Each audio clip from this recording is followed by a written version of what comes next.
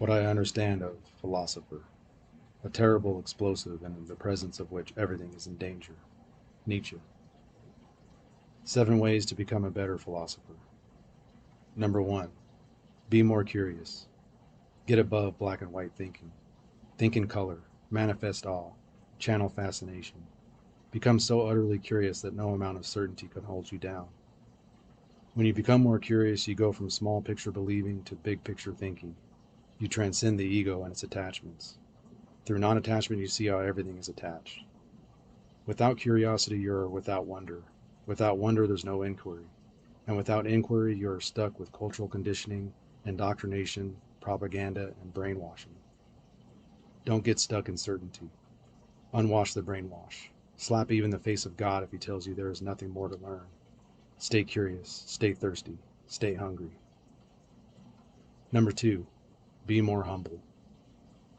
When you're humble, you can admit that you're fallible, imperfect, and prone to mistakes. Humility gives you the courage to admit when you're wrong. Without humility, you're more likely to fall victim to cognitive dissonance. You're more likely to be blinded by faith and stuck in hand-me-down ideologies.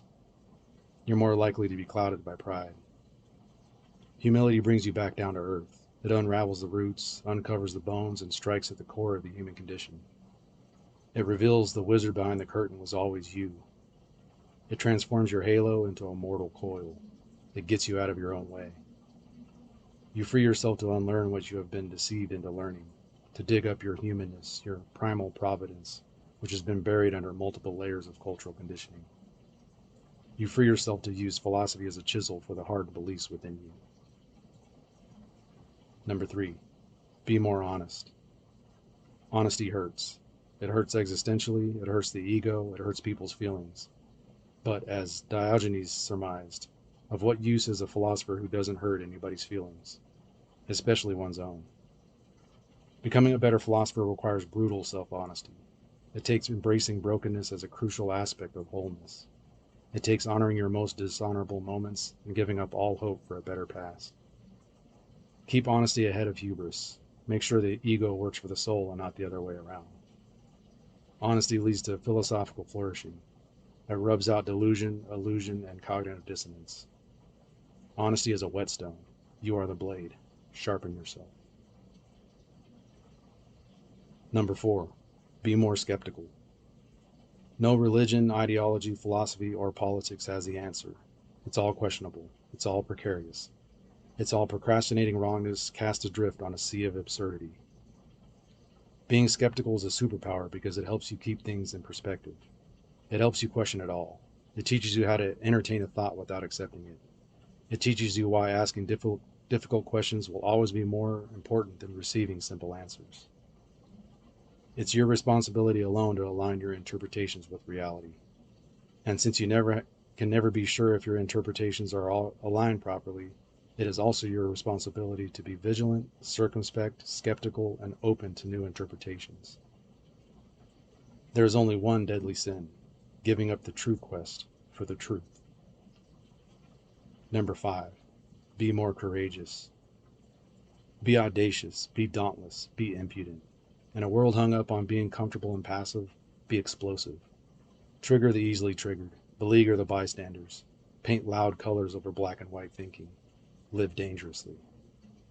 Nothing stays the same, nothing is certain, nothing is secure. A good philosopher simply has the courage to point this out.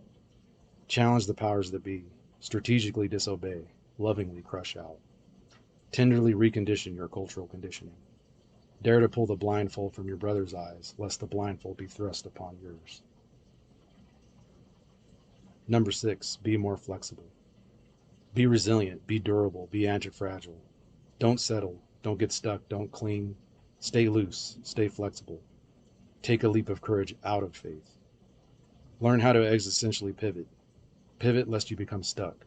Pivot to prevent being trapped in a stifling comfort zone. Pivot to thwart closed-mindedness, hard-heartedness, brittleness, and dogmatism. Pivot so that you may remain adaptable and anti-fragile despite any obstacles or hardships. Remain teachable.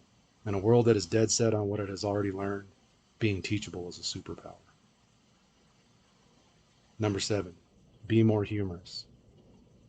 Keep the will to humor ahead of the will to power. Don't take yourself too seriously. Give yourself permission to play, to laugh, to mock. Cultivate the skyhook of beginner's mind, lest the anchor of master's mind holds you back. A humorous detachment from what you think you know is important because otherwise self-seriousness and pride will creep in and ruin your momentum. Nothing is better at keeping you ahead of the curve like a good sense of humor. Learn how to laugh at yourself as well as the cosmic joke. You are the punchline after all. You're just as much a trickster as you are the tricked. Subsume the dynamic, spearhead the hijinks, put the chief in mischief. Count coup on yourself. Counting coup is a metaphor for dangerously and humorously shocking the self into wakefulness. It's a way of sneaking up on your ego and giving it a hard smack with your coup stick. When you're counting coup on yourself, you're counting coup on that which is rigid and dogmatic in your worldview. You count coup so that vitality, courageous action, and philosophical open-mindedness might emerge. You do it so that you can, like Thoreau said, live deliberately.